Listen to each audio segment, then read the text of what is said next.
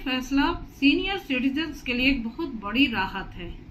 बुढ़ापे में माता पिता बच्चों को अपनी प्रॉपर्टी, घर और पैसा देते हैं। बदले में बच्चे अगर उनकी सेवा नहीं करते तो कानून आज ऐसे माता पिता के साथ खड़ा हुआ है, चाहे ऐसा कागज पर लिखा हो या ना लिखा हो।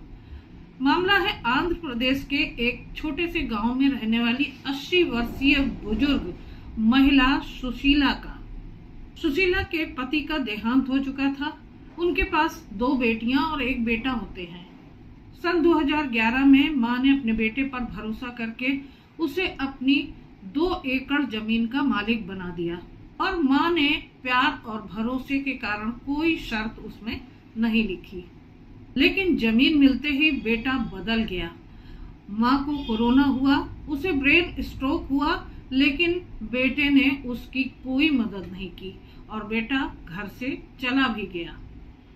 अब मां अपनी छोटी बेटी के साथ रहने लगी।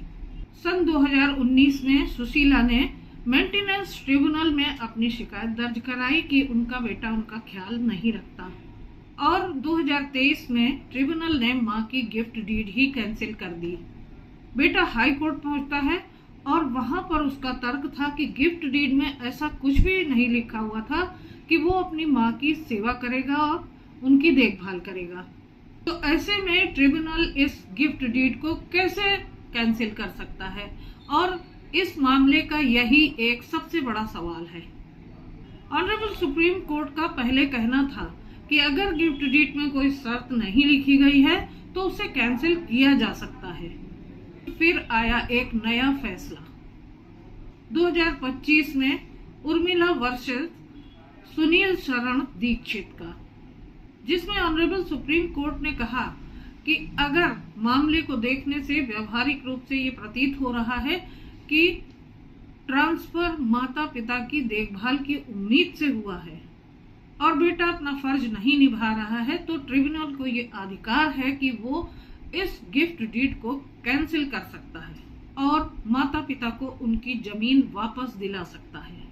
और इस मामले में भी आंध्र प्रदेश हाई कोर्ट ने ये माना कि केवल घर और नौकर का वादा करना ही काफी नहीं है।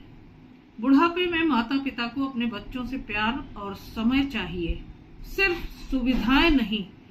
और ये कहते हुए आंध्र प्रदेश हाई कोर्ट ने बेटे की याचिका को खारिज कर दिया। इस बारे में आपकी क्या राय है, मुझे कमेंट करके जरूर बताइएगा और ऐसी ही लीगल इन्फॉर्मेशन के लिए मेरे चैनल को सब्सक्राइब कीजिएगा।